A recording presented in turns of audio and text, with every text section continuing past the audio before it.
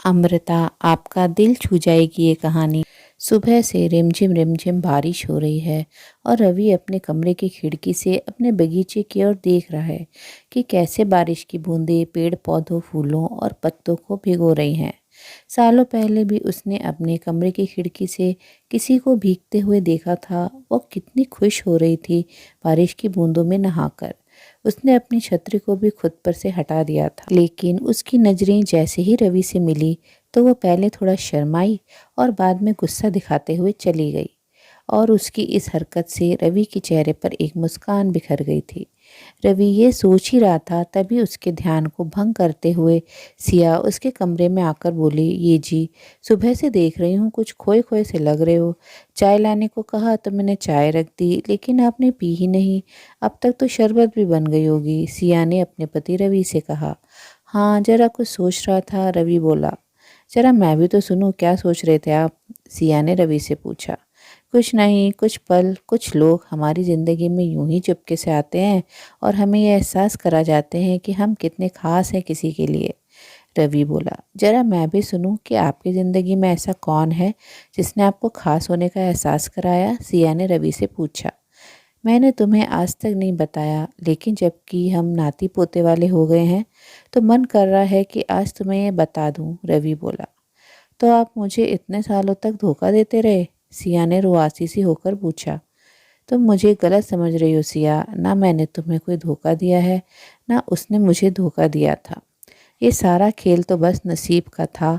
वो मेरे नसीब में नहीं थी, शायद इसलिए मौत ने उसे मुझसे जुदा कर दिया, रवि बोला।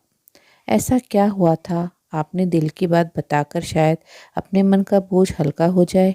सिया बोली। हाँ, आज तो मन का बोझ हल्का ही करना होगा, नहीं तो मैं ताउम्र जी नहीं पाऊंगा, रवि बोला। तो बताइए ना, सिया बोली। तो सुनो, और इतना कहकर रवि ने अपनी दास्तान छेड़ दी। तुम्हें तो मैंने पहले ही बताया था कि मैं बचपन से बीमार रहता था।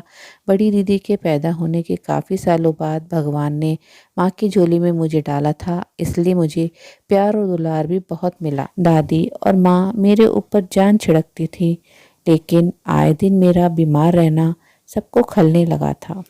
इसलिए पिताजी ने अपने एक दोस्त से इस बारे में बात की, क्योंकि वो दिल्ली में किसी सरकारी दफ्तर में काम करते थे और तीज त्योहार पर ही घर आते थे। उन्होंने कहा कि इस बार तुम भाभी जी और मुन्ने को लेकर दिल्ली आ जाओ, वहीं मुन्ने का इलाज करवाते हैं। शायद इसकी बीमारी के बारे में कुछ पता चल सके। यहाँ वैद्य हकीम के चक्करों में पड़कर कुछ नहीं होने वाला। पिताजी को उनका सुझाव पसंद आया और वो मेरा इलाज करवाने उनके साथ दिल्ली आ गए। चाचा जी के साथ चाची जी और उनके दो बेटे रहते थे, जो कि उम्र में मुझसे बड़े थे।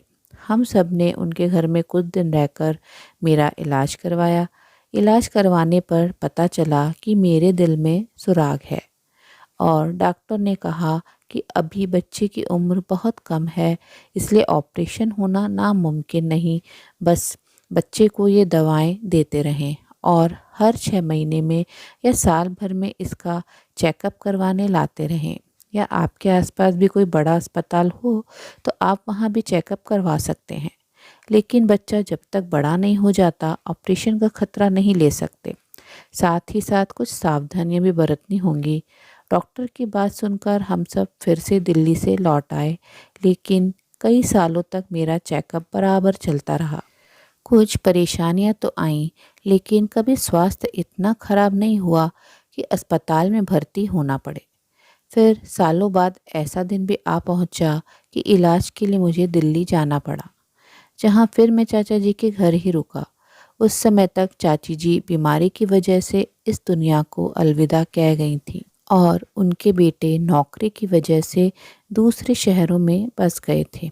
अब चाचा जी के घर में मैं और चाचा जी ही रह रहे थे। पिताजी और माँ मुझे दिल्ली छोड़कर वापस आ गए थे, क्योंकि मुझे कोई ऐसी समस्या नहीं थी कि हरदम मुझे बिस्तर में लेटना पड़े। और घर के काम काजों के लिए चाचा जी ने काम वाली बाई तो लगवा ही रखी थी।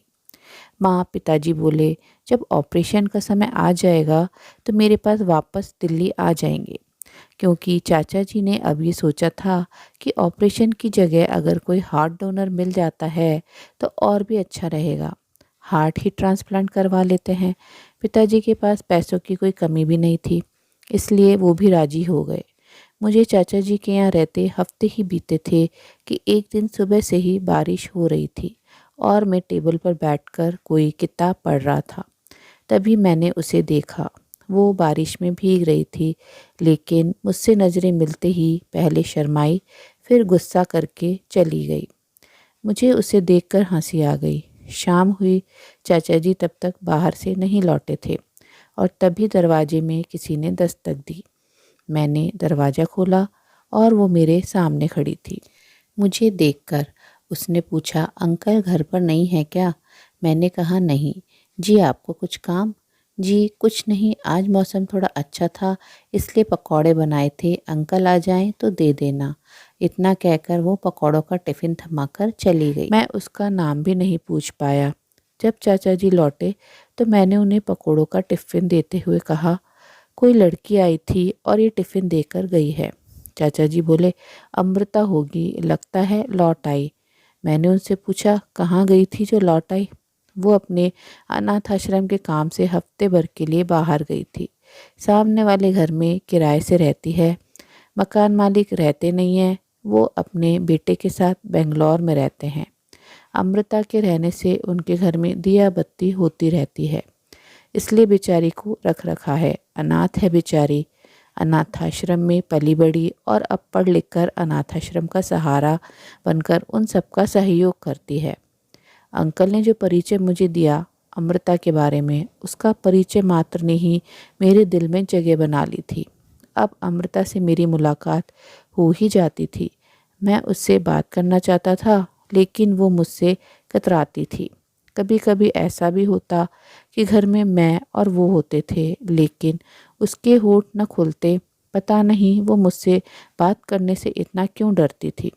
बस एक ही महीने के अंतराल में मैं उसे इतना चाहने लगा कि अब मैं उसके बिना अपनी ज़िंदगी गुजारने के बारे में सोच ही नहीं सकता था। हालांकि वो उम्र में मुझसे बड़ी थी और इससे मुझे कोई फ़र्क नहीं पड़ता था।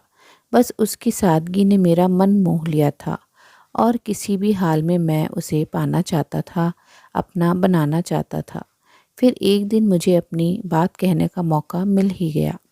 घर पर कोई नहीं था। वो घर आई और चाचा जी के बारे में पूछकर जाने लगी। मैंने कहा, ठहरोगी नहीं? उसने कहा, समय नहीं है। मैंने कहा, मैं तुमसे कुछ कहना चाहता हूँ। वो बोली, मुझे पता है। मैंने कहा, तो तुम्हें अपने नाम का तो मतलब पता होगा? वो बोली, हाँ, जो निर्जीव को सजीव कर दे, मतलब जीवन दान दे। मैंने कहा, तो मेरे प्यार को भी जीवन दान दे दो। समय आने पर दूंगी, लेकिन अभी मुझे जाने दो। वो बोली, क्यों अमृता, आखिर ऐसा क्या है जो तुम्हें मेरे पास आने से रोकता है? मैंने उससे चीख कर पूछा। मैं नहीं बता सकती। वो बोली, तुम्हें बताना ही होगा। मैंने कहा, नहीं बताऊंगी, कभी भी नहीं बताऊंगी। और इतना कहकर वो चली गई और उस दिन के बाद वो मुझे नहीं दिखी। मैंने चाचा जी से पूछा तो वो बोले, शायद अपने अनाथाश्रम के काम से कहीं गई होगी। इसी तरह 15 दिन बीत गए और मेरे लिए डोनर मिल गया। माँ और पिताजी भी आ गए थे, लेकिन मुझे किसी और का भी इंतज़ार था। हार्ट ट्रांसप्लांट हुआ, ऑपरेशन सफल रहा। जब मैं पूरी तरह से ठीक हो गया तो चाचा जी ने मुझे एक चिट्ठी दी जो कि अमृता ने मेरे लिए लिखी। उस चिट्ठी को पढ़ते ही मेरे होश उड़ गए। उसने मेरा प्यार कभी इसलिए स्वीकार नहीं किया था क्योंकि उसे ब्लड कैंसर था और वो अपनी आखिरी समय काट रही थी। जब उसे मेरे बारे में पता चला तो उसने मुझे अपना हार्ट डोनेट कर दिया और ये बात केवल चाचा जी को पता थी।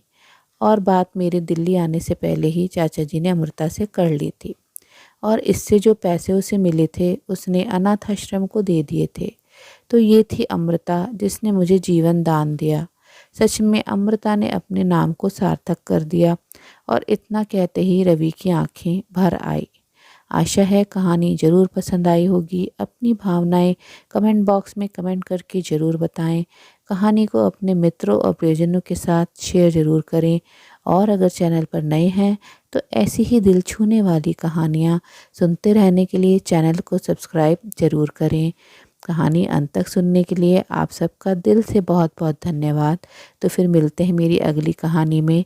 तब तक के लिए आप लोग अपना ध्यान रखिए, खुश रहिए और ऐसे ही कहानियाँ सुनते रहिए।